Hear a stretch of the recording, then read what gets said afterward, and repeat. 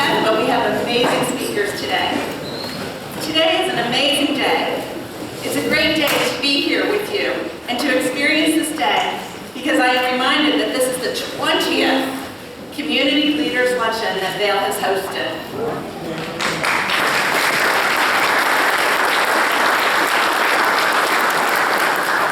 I look around and I see faces that have been with us for the 20 years, and I see new faces, and I'm always reminded of who else we need to bring to the table. Literally every year, I am asked, who is in the room? So it is now that I ask for your grace as I begin to share with you who is in the room, and if I misspeak or unintentionally don't mention your name or group, I apologize. We have representation from congressmen, and as I call your entity, if you want to make yourself known, please feel free so that the people in the room can put a visual, because sometimes they like to catch you after the meetings. We have representation from Congressman Ben Klein's office, Delegate Wilt is with us today, Delegate Runyon's office, Delegate Campbell is with us today. Senator Obensheimer's office is with us. We have representation from candidates who are on the ballot this year. We have representation from Harrisonburg City Assistant Manager in Public Works in Rockingham County. With us today from the Department for Aging and Rehabilitative Services is Kevin Kojo, who is the Director of Independent Living Programs, and who will be conducting VAIL's audit in 3 weeks. Feel free to share with him your thoughts. Lauren Roche with the Department for Aging and Rehabilitative Services, serving the statewide Independent Living Council. We have our financial auditing firm, Beachy Earhart, with us today. We're currently under that audit, too. We have many corporate and private donors with us today. We have representation from our business leaders. Huff Enterprises, Larson Wealth Management, LDB Insurance and Financial, Able Plumbing, the Harrisonburg Massanutten Rotary Club has chosen to have this serve as their meeting for this week. We have fellow Rotarians in the room with us. EMU, Virginia Department of Transportation, County Superintendent Dr. Shiflett is here. We have other agencies and entities, such as the Department of Social Services, Community Services Board, Rockingham County Public Schools, Special Ed, Transition Coordinators, and Social Workers, Harrisonburg City Schools, Special Education Program, and School Social Workers, Mercy House, Strength and Peers, Valley Program for Aging Services, Realtors, VAIL's Tech Support of VTG, we keep them busy, the Division of Rehabilitative Services, Local and Regional Office, Q101, the DNR, JMU, and oh my, Dr. Moran, I said I would do this.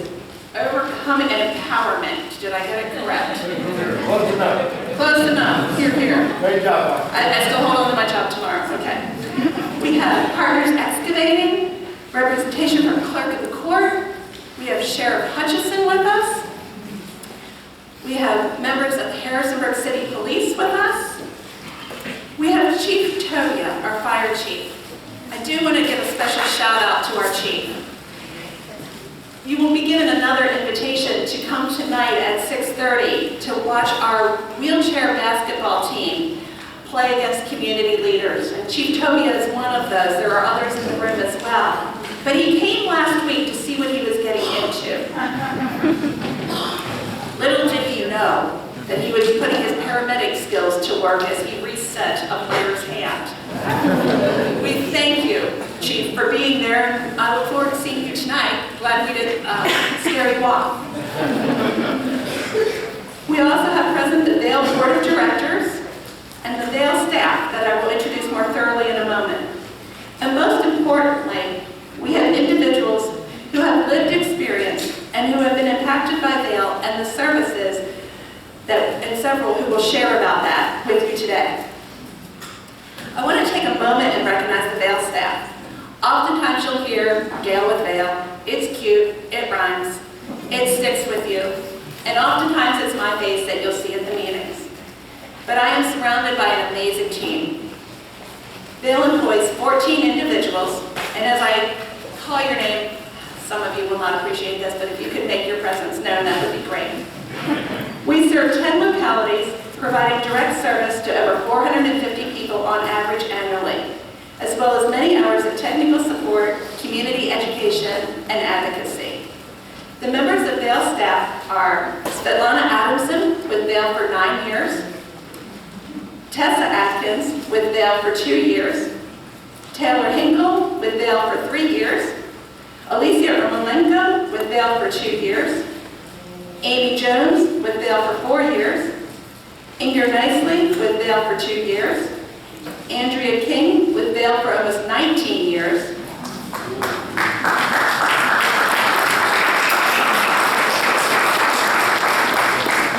Matt Magruder with VAIL for 19 years, Holly Prochaska with VAIL for 27 years,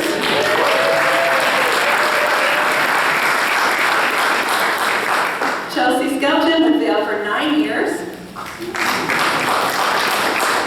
Monique Ware with VAIL for 3 years with a short hiatus in the middle. Grass wasn't greener on the other side. Jesse Companeri with VAIL for 10 years, and Roger Southerly with VAIL for 24 years.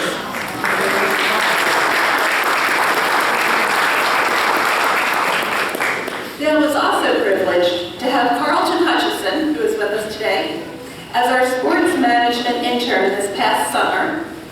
And our intern this semester is Tim Davis, who's a social work major at JMU. We are grateful for this support and partnership. And it is these individuals that are providing the tremendous service, stepping up to the plate, identifying the needs, providing hours of advocacy, and behind-the-scenes coordination. And for them, I am eternally grateful. Join me in applauding the VAIL staff.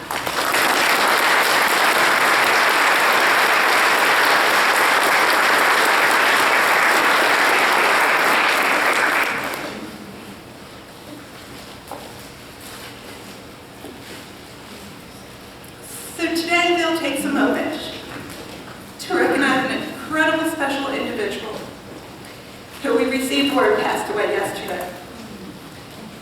10 years ago, VAIL transitioned this individual out of a nursing home. There was conflict. We were told we shouldn't do it. We hit a couple roadblocks. We had some really hard conversations. We sat at the table. Inappropriate words were not exchanged, but words were exchanged.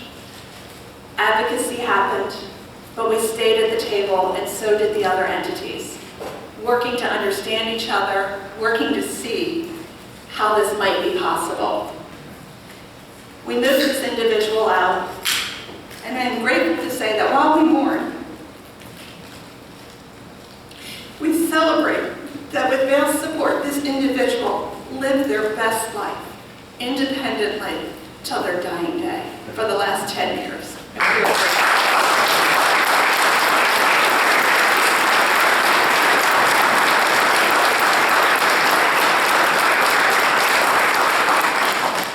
We've placed our annual report on your table. It's also posted on our website. I ask that you look at that. I won't repeat all the great numbers in there, but feel free to look at that.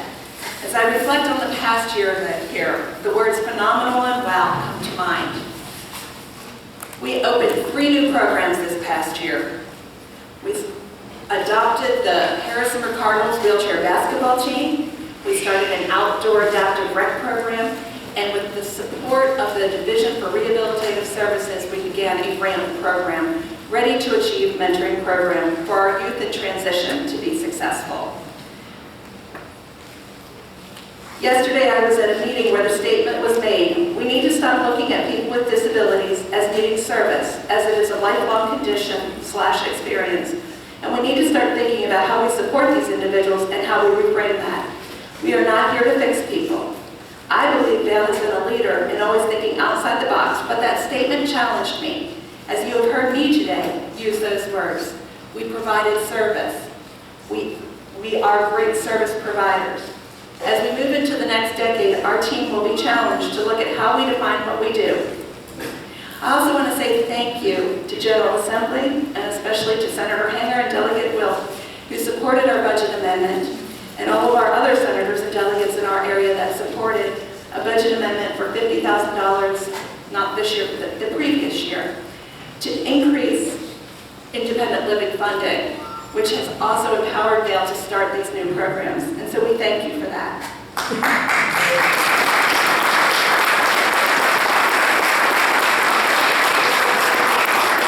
Today you will get a glimpse of the impact VAIL has in our community, and more importantly, the desires, wishes, and needs of individuals with lived experience who want to be integrated members of our community. I invite you to listen to our speakers, hear what they have to say, and embrace the challenges they lay in front of us.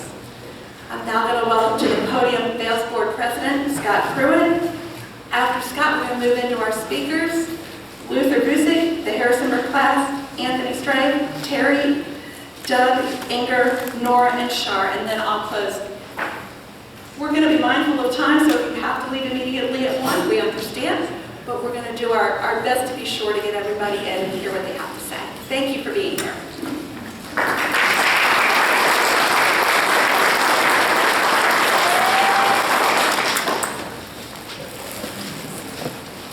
All right, thank you, Gail. So my name is Scott Pruitt. I am VAIL's board president. I've been on the board for a while now, since 2013, so a decade or so. But just wanted to touch on some of the points that Gail already brought up. Really just draw attention to the importance of what VAIL does here, and just thank you all for coming. So just to reiterate what Gail already said, to the staff, you all are who makes VAIL happen and makes VAIL work. So thank you for your efforts. Thank you for sticking with us over the years. A fun fact, VAIL was incorporated, let me check my notes, in October of 1988. So next month, that'll be 35 years.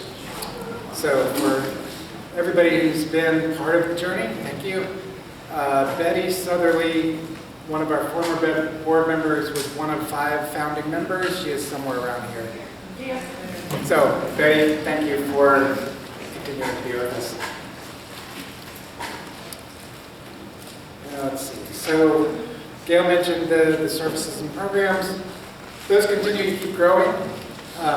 We do thank you for just your support with that. Sometimes the services can seem kind of, I don't know, abstract if you don't participate in them or you don't benefit from them.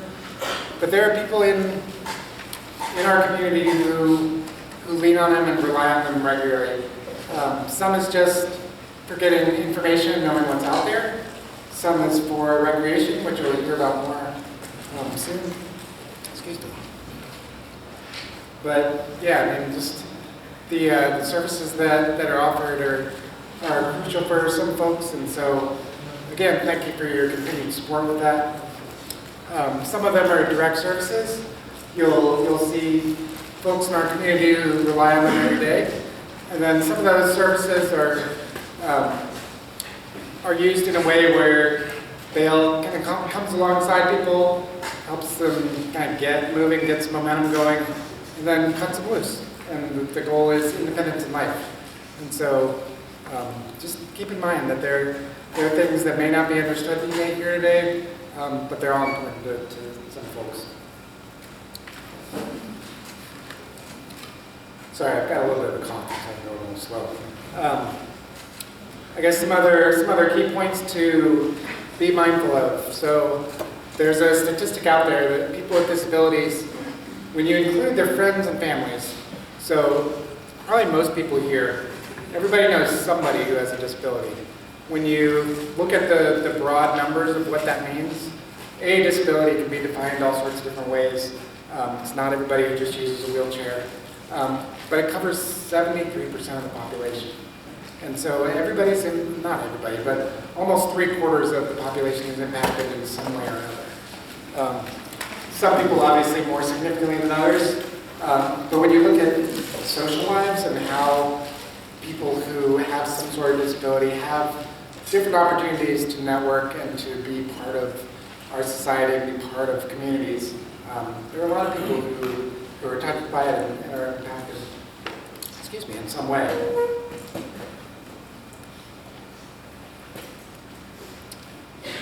So just to give you a little bit of background about my story, obviously I'm one of the guys here who uses a wheelchair. I broke my neck almost 25 years ago. It was a skiing accident. Just took a bad fall, landed on my head the wrong way, and damaged my spinal cord. And so that occurred when I was in college, and it's just impacted pretty much every variable of my life since, but life goes on. So, I mean, it's one of those things where you learn to adapt to new circumstances, figure out what can be done, what you have to do to keep moving forward. Organizations like VAIL, and I was over in Charlottesville, kind of growing up when, after school when this happened.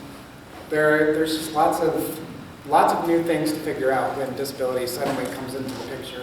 And it's important to know where to turn, who to ask for things, what to consider when just looking at all the different variables of life. And so again, VAIL services, they're important. Don't just kind of shrug them off as, well, they're the organization that just deals with those other people. They make a difference because those services can help get people kind of back into life if it's an acquired injury or an acquired disability. Or if somebody's just growing up and they're trying to figure out, okay, now I'm getting older, now it's time to go to school, what do I do with my kids, et cetera, et cetera. Like, there are all sorts of variables, and life doesn't slow down for people. Some of us here who, one of the other folks you'll hear from soon is another board member. His name's Doug. Both of us are parents. I have a daughter who's almost 5. Doug has a son who's under 1. And I mean, you throw some sort of disability into the mix as a parent, not just with a kid with a disability, but with a parent, then everything just kind of, they're new challenges that get brought up that people don't think about. And so one of the things I was talking to Gail about a little bit earlier was the idea of playgrounds.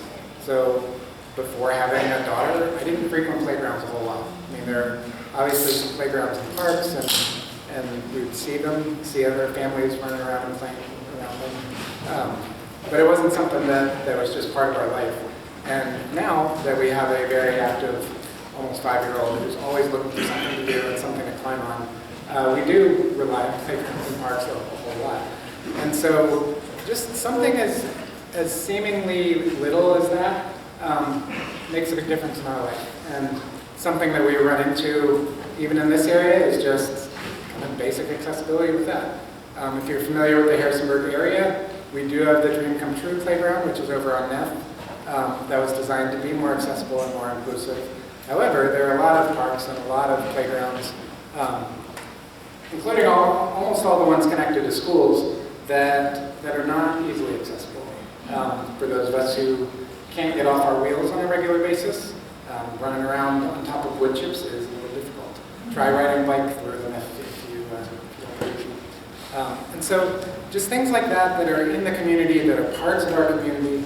So whether it's a playground, or whether it's someplace to go out to eat with friends, or whether it's different places of employment, or even just kind of considering all the things connected to our housing market, trying to figure out where can people live if they have some sort of mobility challenge or impairment, or just have some sort of need that requires more accessibility than what the status quo offers. There are a lot of variables out there, and so organizations like VAIL exist to help with that. And so if you're kind of thinking through some of the connections you have in your life, maybe it's a family member, maybe it's a friend who has some experience with disability, and you're thinking, well, yeah, I see that they struggle with some things, but they're doing okay. There's probably a lot under the surface that you may not see, and that's where VAIL exists to lean on for support. So if you've got some questions, if you're thinking, oh, what can I do to be a little bit better in my place of business, or just being more welcoming within the community. Maybe live in a town that prides themselves on calling them the friendly city. How can we be friendly to the people that we interact with? Lean on the VAIL office. I mean, we've all got a shared responsibility to love our neighbors and to care for them as well as we can, and that's why VAIL exists. And if it's just sharing some information, great. And if there's some other services that can be provided to partner alongside of you and your family or somebody you know, then that's why we're here. So again, thank you for coming. Thank you to everybody who's represented here. I won't go back into it as Gail did, but we do appreciate your support, especially those who are in legislation. You're supporting the staff who supports a lot of the folks in our community directly, and it makes a big difference. So thank you again, and enjoy the rest of the program.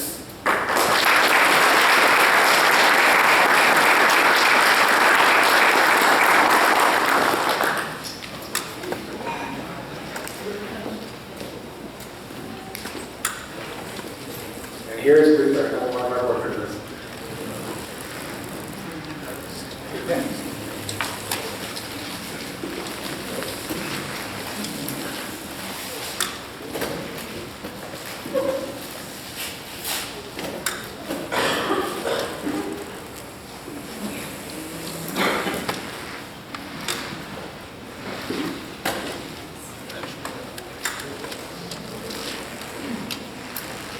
Good afternoon. My name is Luther Fusik, and I'm the Associate Director of Prospect Development over at JMU, and I'm the board for VAIL for just going on about a year now. Forewarning, I am not an original Valley resident. I chose this place and have moved down here and enjoyed it for the past 4 years. My story is about accessible transportation and independence. It has taken me 14 years and 8 weeks to regain the ability to open a door, secure myself in a vehicle, and drive without a tether or the security of any other individual within my transportation. During that time, I rarely traveled more than a mile in a day. When I did, it took significant assistance, planning, and financial resources. For those of you keeping count, over that 14 years, that's about 5,136 miles that I was independently able to push myself. At 23, I had a job, lived independently, traveled 1,900 miles across country to start my professional career. After graduating, I landed myself a job teaching high school physics and transported myself independently on 2 feet, 2 wheels, 4 wheels, and even sometimes 2 wings when I received my pilot's license. So to say that I had few limits in my life when it came to transportation, short of strapping myself to a rocket, you can see why. A serious misjudgment on water depth on a day in December 2008 left me with the ability to move my eyes and talk in short, strained breaths. Diving into a wave, I fractured my neck, completely severing my spinal cord. Laying face down in the water, unable to move, I was dragged out by 3 beachgoers, strapped to a backboard and transported to an emergency room. There I laid for 24 hours until they decided that they would ship me back that 1,900 miles to my home, and which I had traveled independently only 3 months earlier. Over the next course of the year, my transportation needs were confined to mainly a single building. I struggled to sit upright and usually traveled either with 2 nurses pushing me in a recliner with an IV in tow, upgrading to being able to push myself in a power chair 500 feet from my room to therapy, where I would have to lay down and recline because it was absolutely exhausting. I've moved up to being able to travel 8 floors down to the hospital parking lot to enjoy some outdoor sunshine, as long as someone was pushing the elevator buttons and holding doors open for me. And finally, I traveled home at 7 months after my injury, taking that 90-minute ride in a completely reclined position because I would not be able to handle turns, accelerations, decelerations, or anything of that nature. My first accessible vehicle was a 16-year-old Ford Econoline. This was donated to us because we were mainly dependent on my father's income, which barely covered day-to-day operations. Someone would load me up, secure me down, and drive me from therapy to doctors, which would usually incorporate a 3-hour minimum trip. This was by far no luxury vehicle either. At times when it was snowing outside, it was snowing on inside too. My application for paratransit was denied because we lived more than a mile away from the closest bus stop. And I was told at one point that if I could ride up my country road to that bus stop, they would support me and pick me up. Insurance did not cover private and medical transportation at that time, so we were definitely relying on what we refer to as Big Blue. This van lasted me about a year before it finally died, coasting into a parking space at my house.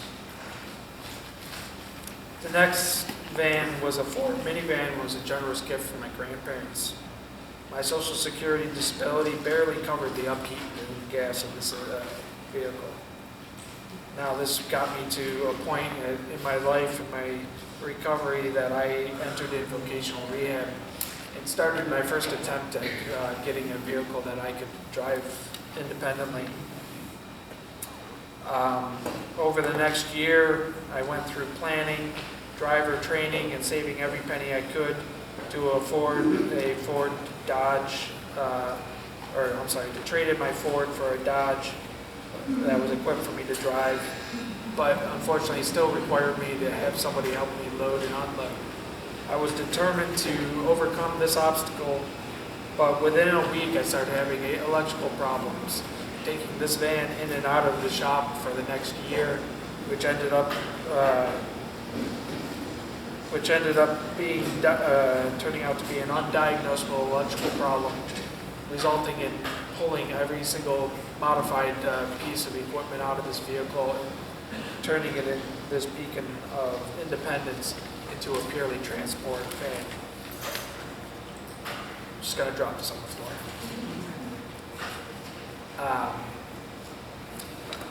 So as a transport van, this next 2 years traveled 80 miles daily trying to earn my master's and develop skills that would land me a job so I could afford another vehicle. But before completing this master's, I ran into financial issues and had to seek full-time employment.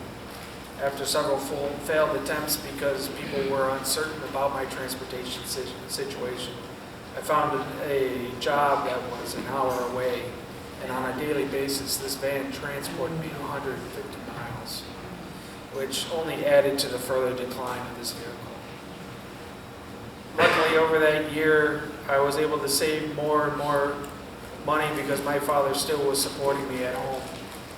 And at that time, I bought a vehicle that did not have driver enablement, but was accessible for me to be transported in.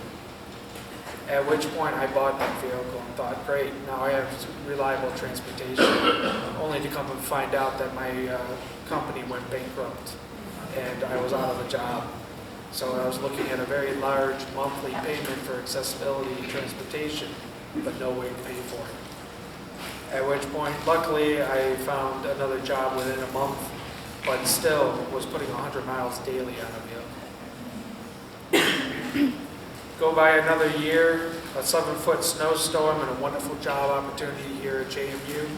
I left Buffalo, New York, and came south, thinking that the bureaucracy of Medicaid would be easily transfer from state to state, led to a 3-year battle and resulted in me earning $100 over the limit monthly basis that would allow me, and which would disqualify me from a program that will allow me to earn up to $70,000 a year. During those 3 years, my 65-year-old, now 69-year-old father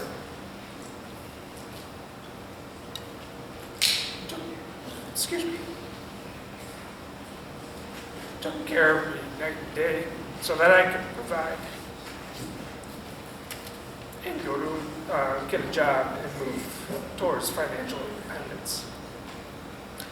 Finally giving up on Medicaid, connected with DARS, which supplied me with personal attendance and a vehicle modification. It has gotten me to the point where I am today. So what is the result of this story? You may see a very flashy yellow truck sitting out in that parking lot, which is fully accessible and I can get in and out of it by myself. Touching base on that mileage of independence that I said in the beginning, in the past 8 months, I have traveled over 10,600 miles independently.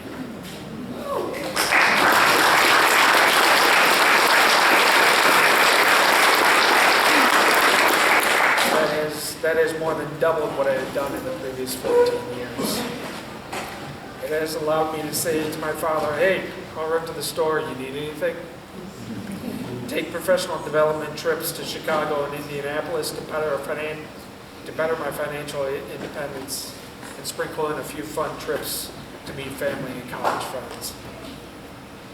To say that this step in independence is not large, but it has come at a significant cost as well. I personally have put up almost $100,000 into this, with the state adding almost $200,000.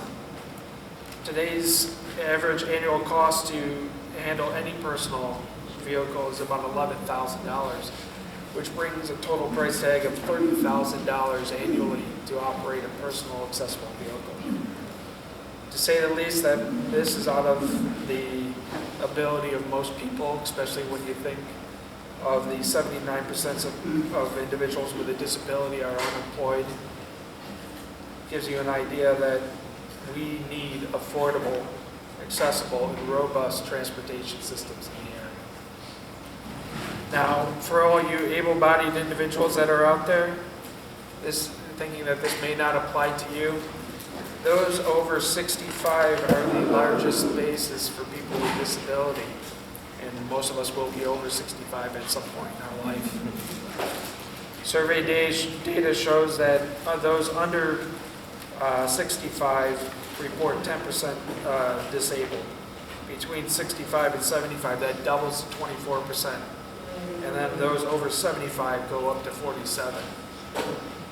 Now, thinking that this may not apply to Rockingham County, our 65 and above population from 2010 to 2014 has increased 40%, and over the next decade is set to increase continuously.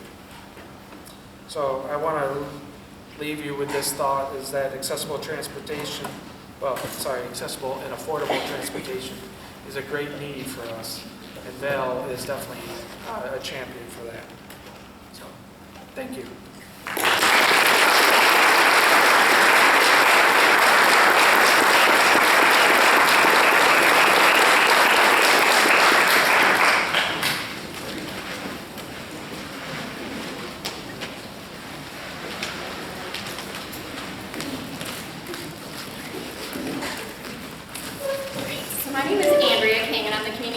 Director here at VAIL.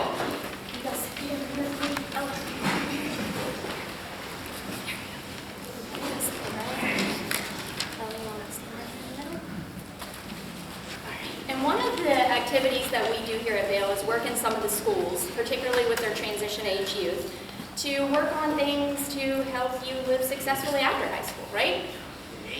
And one of the schools that we've been in for about the past 7 years is Harrisonburg High. And so back in the right-hand corner is the class, Ms. Watson's class back there. Can you guys raise your hand? We work in Ms. Watson's class and one other class at Harrisonburg about every other week. And these fine folks right here have agreed to join me today in talking a little bit about VAIL, right?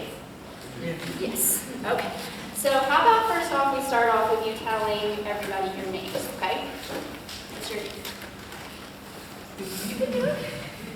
My name is Kevin. Your name is Kevin. All right.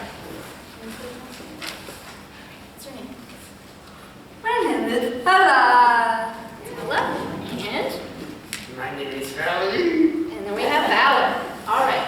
So you guys ready for your questions? You've been practicing. All right. Ready?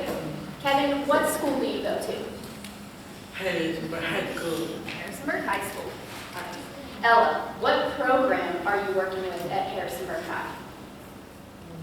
Postgrad. Postgrad. Good job. Valor, who's your teacher? Miss Marcy. Watson. All right. Kevin, which group comes in to work with you every other week at school? You can't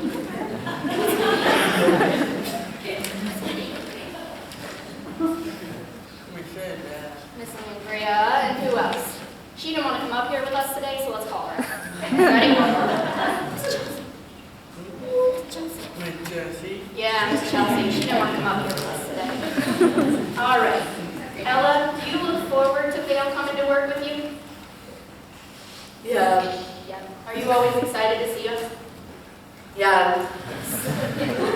All right, Valor, what are some things that VAIL works with you on at school? I live with Miss Phil. What do you work for VAIL? I work. You work? Yeah, and what else do you work with? Do you work on hygiene things? I work on ICT. What about job applications? Don't know. You do. You work on job applications, I promise you. Do you work on advocating for yourself? Yes. Yes. And what about learning your strengths and weaknesses? Yeah. Yeah. All right. Can you tell me what you want to do after school, Valor? After you're done with Miss Watson, what do you want to do? We got a cat's cradle. You want to work at Cat's Cradle. All right. What about you, Ella? What do you want to do after school? So, Walmart. Shop at Walmart. All right. What do you want to do, Mr. Kevin, after school? I'm asking somebody. You got to tell me. Clean school. You want to clean up the school? Yes. All right. All right. Do you guys feel like VAIL is helping you reach your goals? Yeah. Yeah. And you guys, don't you think Kevin's hair looks fabulous today? Thanks,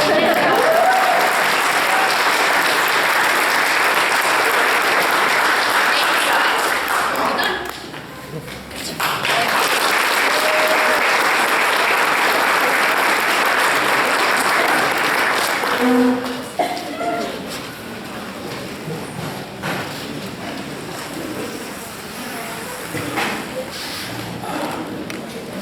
Everybody hear me? Yeah. This is not the first time I've spoken. I tend to be loud in general. So, Gail, I don't know really why I'm up. Gail, what am I supposed to talk? I just wanted to see that look on her face and ask her, what am I supposed to talk about? Anyways, I'm looking at my watch and we're restraining on time a little bit here. So I'm going to be just to the point, quick and fast. Hopefully I can motivate you a little bit too. What an honor. Thank you, VAIL, for having me come here. It is an honor. I'm in a room filled with former co-workers, friends, people I don't know, people that have accomplished a lot, people that are still accomplishing a lot. And I just want to tell you thank you for allowing me to come here and speak. To start off with, I want to start off with a quote by Anatole France. To accomplish great things, we must not only act, but also dream. Not only plan, but also believe. Well, you want to know something? I had a rough time believing in anything in September of 2002. Imagine you're an avid runner, a former college athlete, then suddenly someone explains to you you're a paraplegic. Leaves your body paralyzed from the waist to toes, failing to feel movement or touch anywhere. Walking, running, feeling my toes in the sand, ooh, that's a big one, are now memories and lived in a movie. Learning to dress yourself is a process unnerving as you learn to accomplish this everyday task. Reaching for things on a normal shelf now requires strategy. Going into public, require you to roll your wheels on dirty pavement, on store floors. All of this unnoticed until this vantage point. For many, this seems like a dream or a movie. For me, this is the aspect of every moment of my life. For quite some time, I held on that I could continue to work and even return as a dispatcher for a while, because at the time I was working Rockingham County Sheriff's Office. But sitting behind a desk and answering phones just wasn't for me. I began to wonder if I could find anything fulfilling. But just sitting there every day, I just couldn't do it. I was a 3-sport athlete in high school. I was a college track runner, so losing my legs and having them taken away from me, that was a big deal in an area that I found a lot of success in. It was at this point in life I could continue to mope around, or I could find a way or find something that would make a difference. I also want to tell you, attitude is a choice, and attitude is the game changer and the life changer. It's 10% how we make it and 90% how we take it. I want to give you a quote by Abraham Lincoln. Let no feeling of discouragement prey upon you, and in the end you are sure to succeed. Well, I also want to tell you that there's a very quote that I try to live by, and it's by Matthew Joseph Thaddeus. He was born in 1990 and had a serious disability called mitochondrial myopathy. He was confined to a wheelchair and was a New York Times best-selling author. Matthew died just before his 14th birthday, but lived by the philosophy, remember to play after every storm. I was having trouble trying to find a way to play in the storm.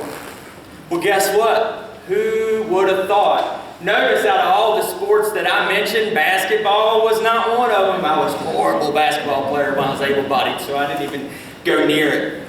But wouldn't you know, a man named Butch enters my life. Butch was wheelchair bound, but he would never let you think that, and that he couldn't do anything. Butch would push his chair down steps, off ledges, if it meant proving he could do something. I learned so much from this man, how to transfer in and out of my chair, my car, how to get into the bathroom of a hotel room that's supposed to be handicap accessible. Duh, right? But the chair just can't fit past the bathroom door. I learned how to enjoy life from a chair, all because he took the time in his life to impact my life. And you want to know something?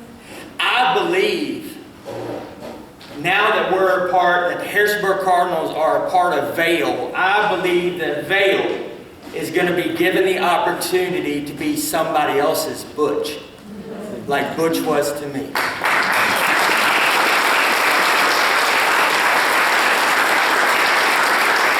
a lot of people forget, it's not about ourselves. One thing I try to go by in life is we gain so much value in our own lives when we choose to put value in others. Butch took the time to put value into me, to teach me to learn life from a chair. And I believe that VAIL not only is going to have that opportunity, but they're going to accomplish that. As a long-time Harrisburg Cardinal wheelchair basketball player, and I've been playing, I've been injured since 2002. I started playing around 2003. I've been playing the game for a long time. I'm excited about being a part of VAIL. I'm excited about the opportunities we're going to be given. And VAIL, be somebody else's Butch. And before I go, I want to leave you with something. And that is, the greatest good you can do for another is not just share their riches, but to reveal to him his own. VAIL, you're doing that every day. And I believe, whoo, look man, you know it's powerful and you're yourself quick. I believe you're going to do that for our basketball team and the community.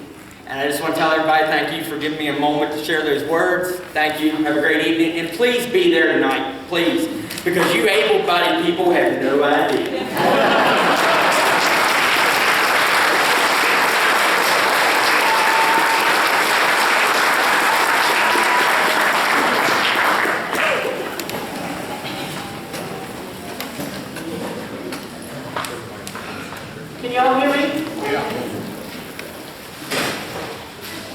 Thank you, Anthony. I don't know if I can follow that. So I do better with audience participation. Has anyone here ever gone water skiing? Yes. Great fun, isn't it? Several of us with mobility impairments were able to go water skiing together thanks to VAIL this year. VAIL's outdoor adaptive recreation program did many of those activities. We call it OR. Has anyone ever scored a hole-in-one playing putt-putt golf? Yes. No, I haven't. But I was there cheering as 2 of the OR participants with mobility impairments scored holes-in-one with 1 arm. Great fun. Has anyone ever gone on a picnic with family along a river? Gone bird watching with friends? Went on a pontoon boat ride? Yes, VAIL made all those things happen and more this year.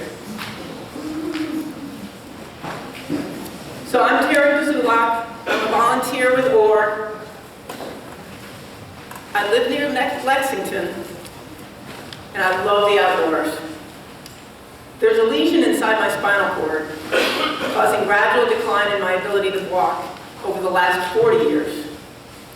I mostly use a wheelchair now, and over the years I've had to accept I can't visit friends, I can't drive my car, I can't stand to give my mom a hug. I experienced what most of us experience with disabilities: the isolation, the attitudinal barriers, lack of transportation, medical bills, and so much more. Somewhere during all those years of I can't, I met Joan Manley. Who remembers Joan? Joan had quadriplegia and worked for VAIL. Thanks to the support group that she ran through VAIL, I learned what I can do. With Joan, we went on picnics, played badminton, and advocated for other people with disabilities. Sadly, Joan passed away over a year ago, and her VAIL group had already dissipated thanks to the pandemic. I miss the joys of being with Joan and other people with disabilities. So in December, I met with Gail from VAIL, and together, along with other staff, we started the Outdoor Adaptive Recreation Program. It's for people with mobility impairments to get outside and enjoy nature. The first outdoor adaptive recreation event was bird watching at a local park in Lexington. In March, 2 weeks after that first event, we had our second event, and we already had 8 people with mobility impairments come with us. One participant said, "Thursday at Natural Bridge was wonderful. I surely hope I can make the Chessie Trail Wildflower Walk. These outings are so freeing. I am truly out in the great outdoors again. Loved making new friends as well." Someone else said, "That was fun. I needed this. Honestly, one of the best days ever." People with mobility impairments have unique challenges for which peer support provides the best help. We've learned, if you can get out there and swim in that lake, I can too. If you can get into that kayak, I can too. We've also shared about accessible apartments, wheelchair cushions, other VAIL programs, and so much more. By sharing outdoor adventures together, like hiking to waterfalls, or participants inspire each other to believe, if I can do this, I can do anything. We're motivated to achieve occupational, vocational, financial, social, and other goals. We love helping each other, bringing food to share, enjoying the fresh air together, learning, exercising, laughing together. We've already developed friendships that we cherish and that give us purpose and worth.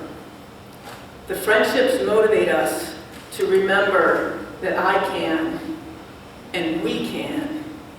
All of us with VAIL, together we can reach the greatest heights when we support each other. Thank you.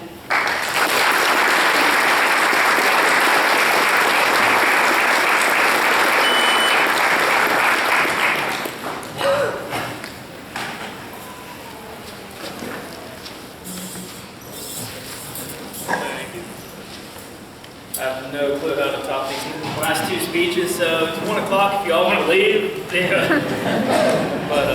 No, my name is Doug Belika. I was actually injured at the age of 13 in a hunting accident that left me paralyzed from the waist down.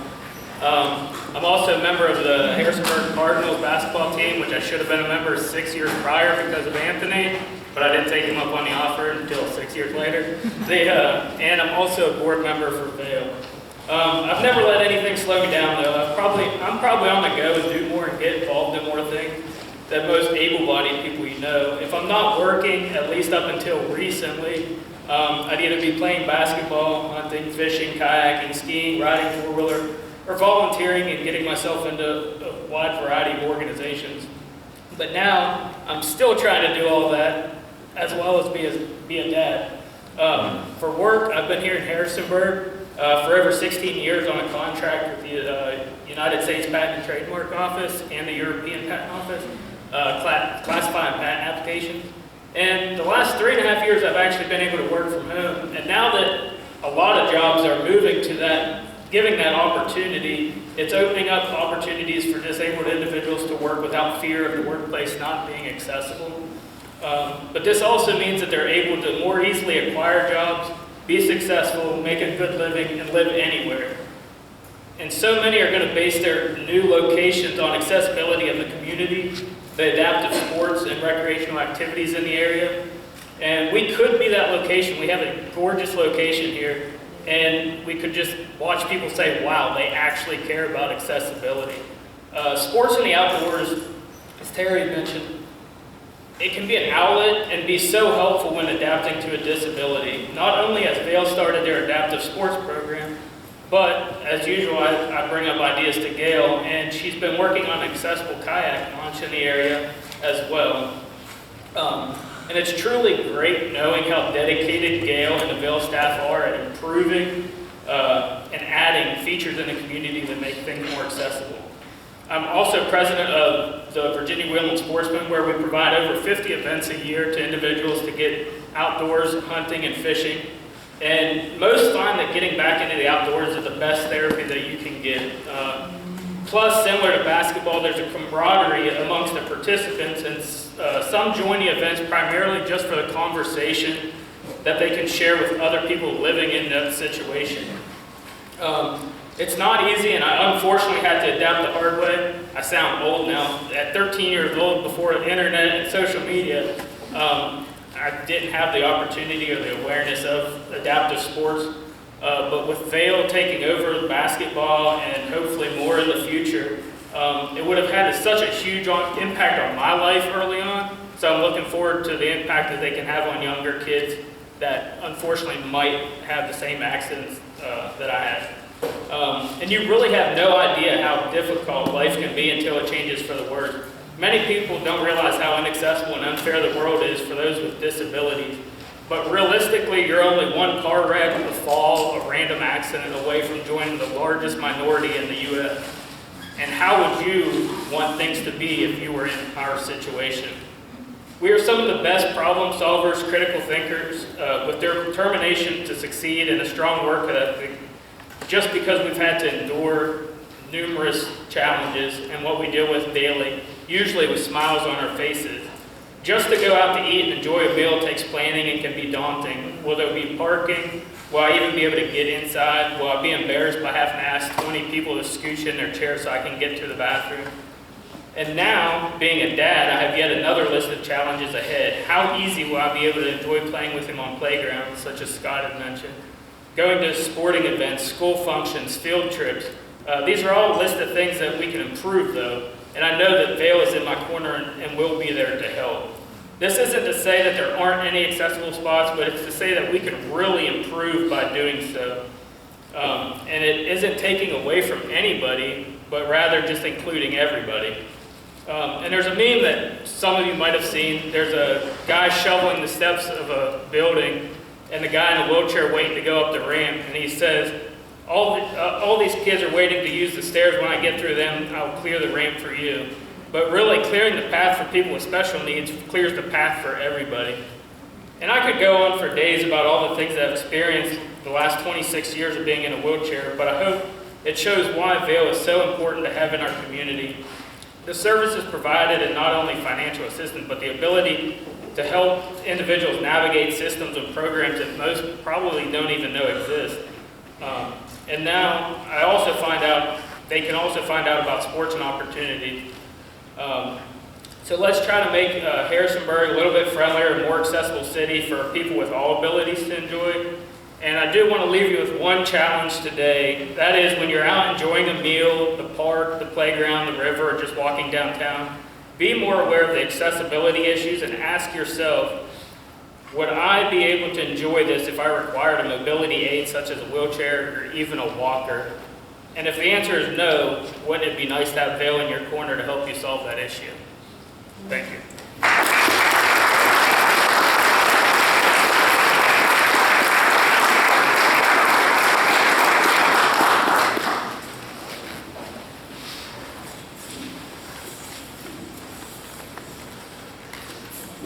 Hello, can y'all hear me all right?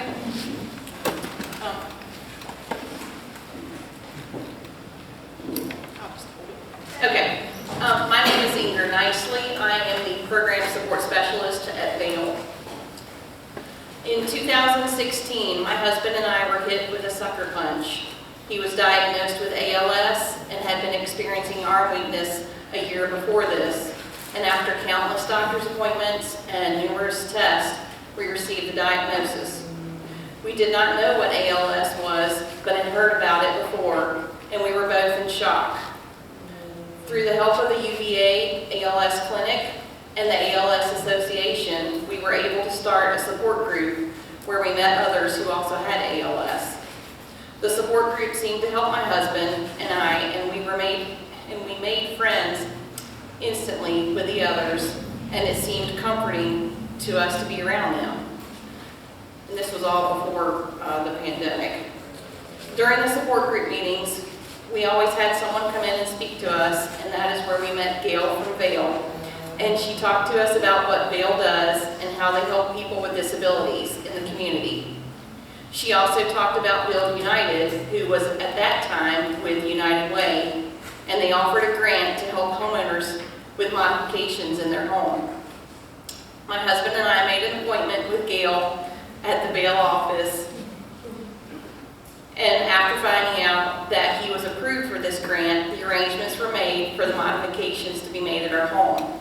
I would like to shout out to Craig Landis from Landis Heating and Cooling, as he was the one that came through when another volunteer group could not come, and helped put in a roll-in shower, an accessible sink, an accessible toilet with bidet.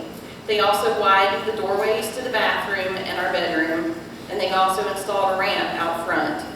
These modifications did not only mean that we could remain in our home together as a family unit, but the modifications also ensured that my husband maintained his dignity and his independence, which is critical to him. As you can imagine, the journey with ALS tends to rob an individual of their independence. The maintaining of independence and the promotion of these programs is critical for our community and for individuals living with disabilities. The connection to VAIL and to their facilitation of these modifications has provided a level of independence he would not have, and along with support from some great friends, he continues to hunt with his dogs and go camping.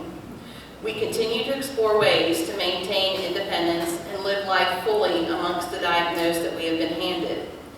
My connection to VAIL remains strong, and when needing a different career to meet the flexibility needs of the changes we have experienced with ALS, I chose to apply for an opening at VAIL and have been part of the VAIL team for the past 2 years. I enjoy sharing about VAIL with others and the impact they have had on our lives. I am very grateful to be a part of this team. Thank you all.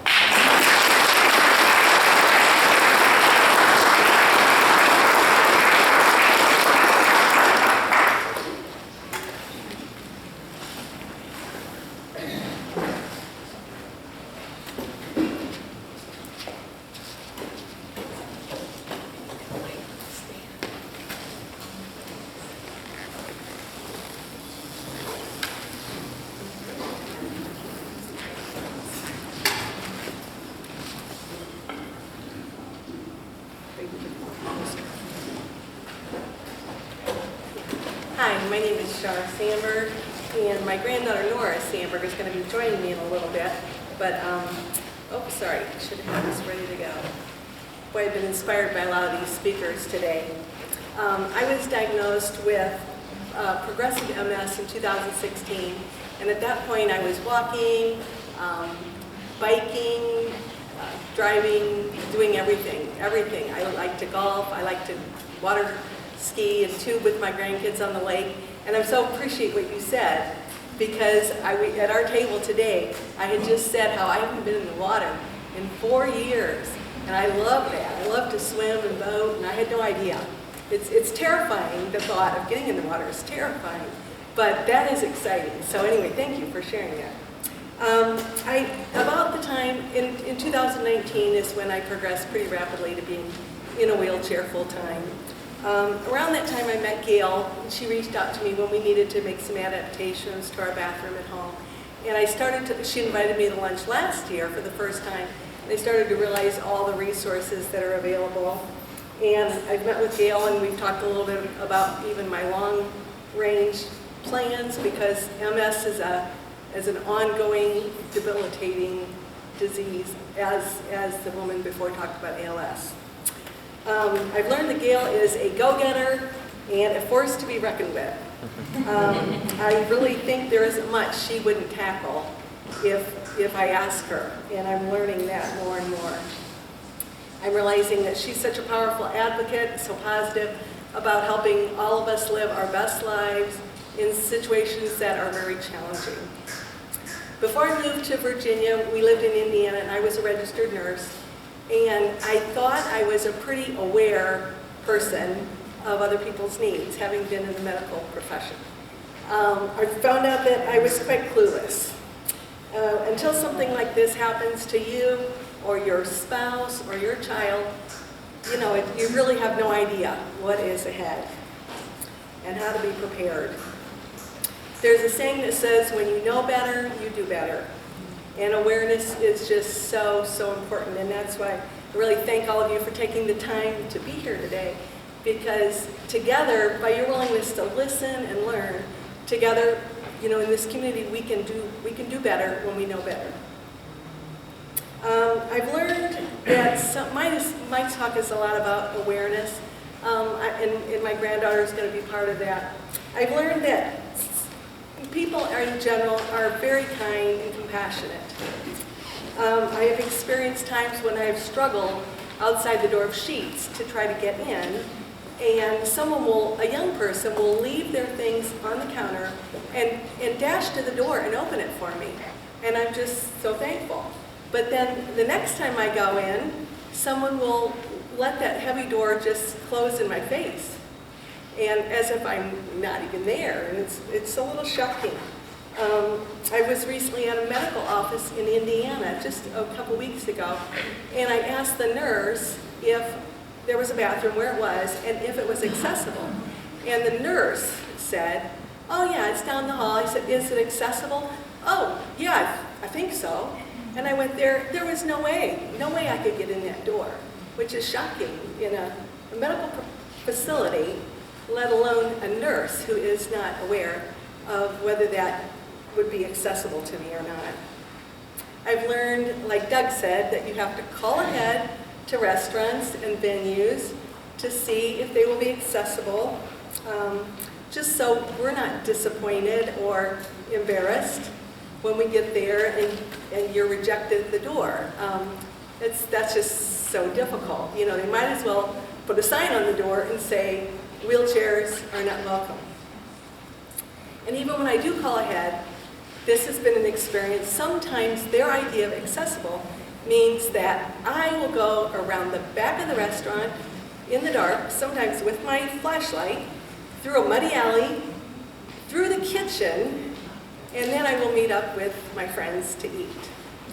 And so, again, we're just needing awareness. Until you're in that position, you have no idea, and nor did I. When a child grows up around someone with a disability of any sort, I think they learn a sense of awareness and compassion that is beyond their years. Kids everywhere have so many questions. They're always fascinated by my chair. They always want to know, when will my broken leg be fixed, and when will I be able to walk again? And I'm really thrilled that they ask, and I'm happy to answer their questions. I'm pretty much an open book, and that is how they will learn to be children that are sensitive and aware. My grandkids, sometimes the younger ones have said to me when I tell them that my back really hurts and that I am so exhausted that I just have to sit down and rest. And they will look at me, the littler ones, and say, they've all said this at one point, but they'll look at me and they'll say, Grammy, why are you so tired? Because you don't do anything. And I laugh, I get it. It's such an appropriate question from them. But the thing is, I have a bumper sticker that says, not all disabilities are visible. And that is what that was a little example of what they see in me, but what is reality is sometimes two different things. And that's a lesson that we all need to learn, that not all disabilities are visible, and we all need to learn to extend grace and patience and without judgment. So Nora, my granddaughter Nora is here. She's going to come up and join me. Just come on up, Nora. I'm going to finish here just a little bit. Nora has learned to help her grandmother do the straps in the van that anchor my chair. Now that is not a skill most 10-year-old girls have. Nora and I joke about how when she was little, I would dress her and put her in her coat and zip it up, and now she does those things for me. I don't have much use of my right hand anymore, which is changing rapidly, and when I get really tired and I cannot control my joystick anymore, Nora and my other grandsons have both learned to walk very carefully beside me and drive this chair very slowly, right? And we're like, look out, people, because we're coming through. But we do it. And sometimes I just need a little break, and then I can resume using my hand again. So I just see how much my kids and the children around me are observing and learning, and I just hope that they continue to be sensitive to the needs of others and kids at school, and as they grow up, that they will be these leaders that will be advocates for everyone. So Gail asked Nora and I to share about another recent experience we had, and I just received this new chair, and I finally gathered the courage to try to go down the hill that I live on to Harmony Square and get down to where there's a Dairy Queen and a Food Lion and Mr. J's, and thought, you know what, I could maybe be independent if I have the guts to go down the hill. So we went down the hill, and it was scary, but I realized with this new chair that is much more stable and has more power than what I had before, that I can do it. So we went down the hill, and I thought maneuvering the hill would be the scary part, only to realize that when we got down the hill, that we now had to drive in the middle of the road, and I have 3 grandchildren that I'm trying to keep an eye on, and I don't want them behind me. We can't walk single file. There's not room for them to be beside me. If they're ahead of me, then they're looking back wondering where I am. So we're basically going down the middle of the road to try to go to the Dairy Queen. So that was a recent experience. And then when we got back to the house, Nora decided that she would write a letter to the mayor. And so she's going to read that. You want to hold this, Nora? Here.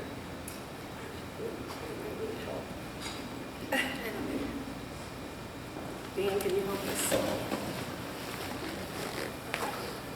Okay, thanks. Hi, my name is Nora Sandberg, and I'm a 5th grader. I go to Eastern Mennonite School. I'm writing to you because my grandma has MS and is in a wheelchair. Recently, it took us a long time to get to Dairy Queen from her house because there were no sidewalks. She lives in Parkview neighborhood, and they do not have sidewalks outside of EMU or BMRC. It does not feel safe to walk or use a wheelchair on the roads. We have a lot of people that walk, run, and ride in Parkview. I write in this letter to ask you if you could consider putting more sidewalks in Parkview neighborhood. This would help keep everyone safe when walking and riding. I know that myself, my family, Grandma, and her friends would appreciate it a lot.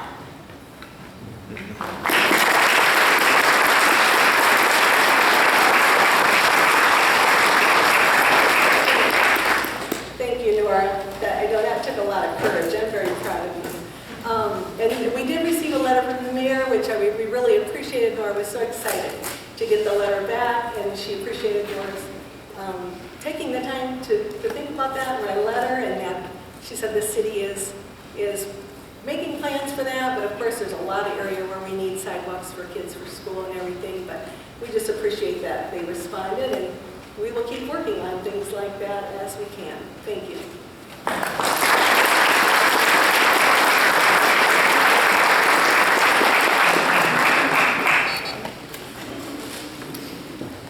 I want to say thank you to all of our speakers today. I have said many times on Facebook, because you know you put everything on Facebook, my life is so enriched by the work that I have the privilege to do and the people that I have met and have friendship and relationship with, and I trust that your life has been enriched by being with us today. I want to quick share this slide with you, particularly, yes, I'm calling them out, to our legislators in our state offices. I sit on the Department of Medical Assistance Services Long-Term Care Advisory Committee, and they shared this slide, and it talks about where we spend our Medicaid dollars. You will notice Consumer-Directed Personal Care, which is one of the programs that VAIL runs, which empowers people who meet nursing home criteria to live independently in their communities. We spend 2.83% on it. 2.83% of the Medicaid budget is spent on community, consumer-directed. You can see where we spend the rest of our money. I challenge us to move that needle further and further to community. I want to be sure to mention the exhibition game tonight. You've heard about the Harrisonburg wheelchair basketball team. They are taking on community leaders. If you played last year or are playing tonight, please raise your hand.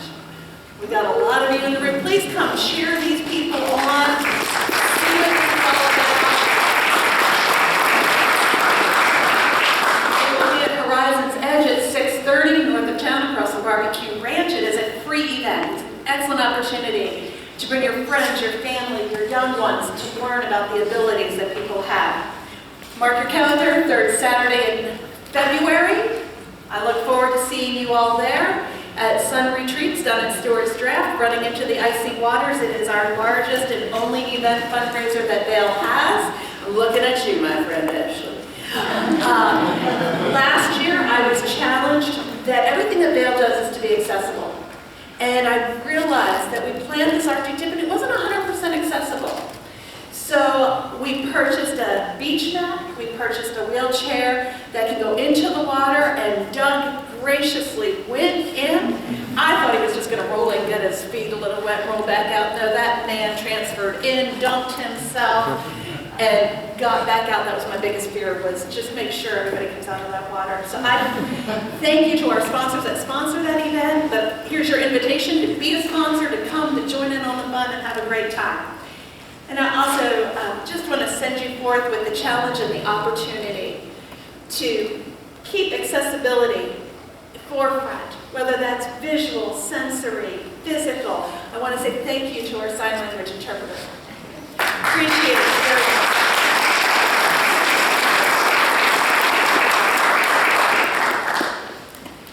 This is not a fundraising event. I say that every year, but people have always said, but how do we support you? If you are interested, there are QR codes. It's on Facebook. It's on the web. We take cash, we take check, we take Venmo, we pay PayPal.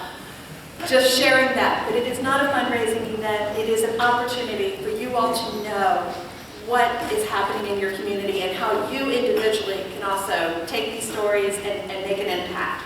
Hope to see many of you tonight. Thank you so much for your time and thank you for staying with us. Have a great day.